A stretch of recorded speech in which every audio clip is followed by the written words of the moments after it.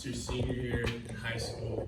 You applied to every college under the sun, got all your college essays done, and then you get an email and you just got accepted to Idaho Tech State, and that was your 17th school choice. Let's freaking go. You're going to college. This is exciting, dude. So, you know what that means?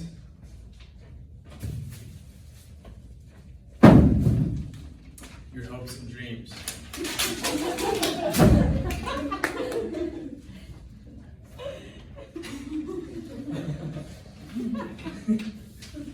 Your parents' money. 5. Your mental stability. 5. And you know what it does mean? It's not. You get some goodies in there. So, you know what that means? Alcoholism. Yeah. Let's go. You know what else it means? STDs. Let's go. Yeah, there we go. This is awesome. Depression, anxiety, suicide. Yeah, let's go.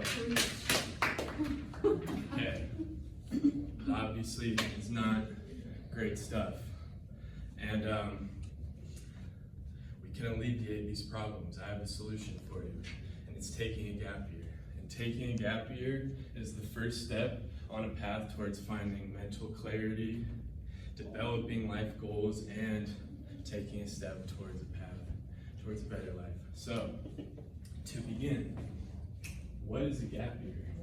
It's defined. So it's not just some trendy idea.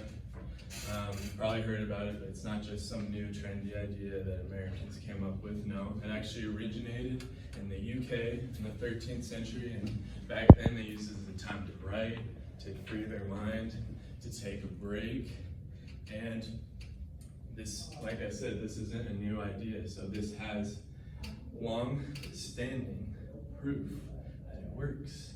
And this is a time where you can find your purpose in life rather than rushing into college. But in America, there's a problem, and it's that we're stuck in the rat race. America has a culture of non-stop competition, of trying to get ahead, and this has proven to give a lot of kids, especially the college age, a tremendous amount of pressure because they feel like they need to get ahead. They've been on this linear path that they've been injected with since they were kids, that they need to get a high school diploma, find the best college to go to, get a degree from that school, and then get a job, find a career right out of college, and then work until you die. And this creates a lot of pressure on young kids. You're 18, you really don't know what you want to do. I'm sure all you guys can relate to that. And like I said, this takes a huge toll on people's mental health, especially the college-age people who really don't know what they want to do in life. I knew a girl who I grew up with. She was a track athlete. She was a really good student. She ended up going to Stanford, one of the best schools in the country. And sadly, she took her own life in college just because of how much stress she was going through with balancing athletics with school and just all the other things that come with life. And I mean, being just a student in college, especially at such a prestigious university like that, is already insanely intense and hard to deal with, but balancing that with being an athlete too, like it's very difficult. I was in that position too, and it was pretty hard. And people just want to keep abiding by this status quo that we've always been gone with. And I'm showing you there is a better option for this. So, like I said, mental health issues. Suicide rate in America is most common in college-age people, 18 to 24.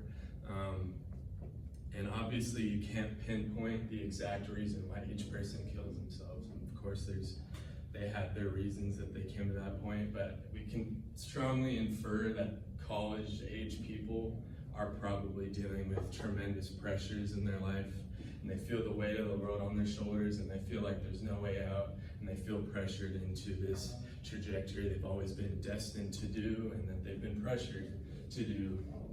And like you can see this statistics, 45% of students reporting major depression. I mean, that's a lot of students who could be doing something better with their lives. And I can relate to this stat. 14% of university students drop out before the end of their first year. And when I went to university, I literally already wanted to drop out my first semester. And I ended up staying for 2 years, and that kept taking a toll because I just felt like I didn't know what I wanted to do with my life, and I felt like I was wasting valuable time that I could have been focusing on things that benefit and bring me steps forward onto the life trajectory. And I think this gap year can eliminate stresses and alleviate the stresses of life, and college doesn't need to be a burden to people. So let's get into the benefits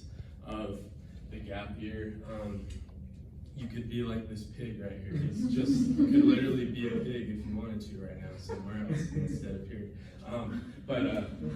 Yeah, so what, the benefits of the gap year, it's not just, I'm not just saying screw college and just live your life. That's not at all what I'm saying. This gap year is a year that is meant to give you time to reflect, time to develop life goals, preparing yourself for life, preparing yourself to, before you just rush into college, take time to figure out, okay, I want to go to college, what am I going to do with that degree that I think I want? And then you end up making the most out of college instead of rushing in, getting into debt, and like I said, it takes a huge toll on your mental health when you feel lost and not really in control of your own destiny. And life experience, if you get out into the world, you just start working, meeting new people, seeing new things, it's going to give you a different perspective instead of feeling like you're just crowded in this own little box in your own little stratosphere where no one really understands the struggles you're going through, and it kind of breaks you free and it gives you more room to think literally, because in school you go to class in a box and then you walk back to your dorm and you are stuck thinking in another little box, and it just gives you a lot of room to breathe and think and see new things and experience things in life that you would have never even imagined of if you just went the conventional route. So to get, so a good question would be like, okay, Americans don't do this at all, why? I mean, like I said, like we live in a competitive culture, a competitive environment where you need to get to things first.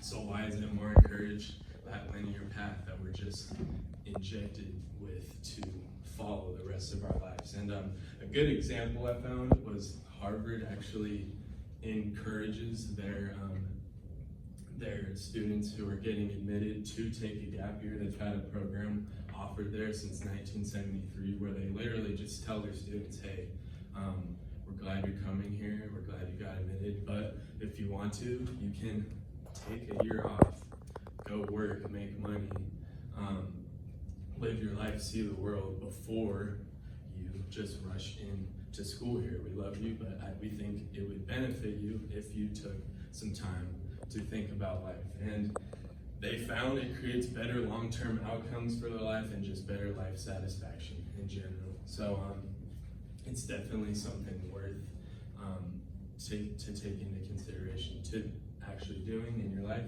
And my experience, I literally did do this. I went to 2 years of school. Like I said, I wanted to leave first semester and I didn't, but it just kept taking a toll on my life because I didn't know what I wanted to do yet. And doing so, when I finally dropped out after my second year, it was like the weight of the world just like off my shoulders. And I lived out here for a year and just worked and just experienced new type of people. Like people here are a lot different than where I'm from in California, and I just experienced a new perspective. I found out things I don't want to do. I found out things I do want to do, and I broadened my outlook on life. And I did end up finding a career path I want to do, and it just gives you more purposeful living. I believe the gap year is a step on a lifelong journey to finding purpose and finding that mental clarity. You need purposeful living and just ultimately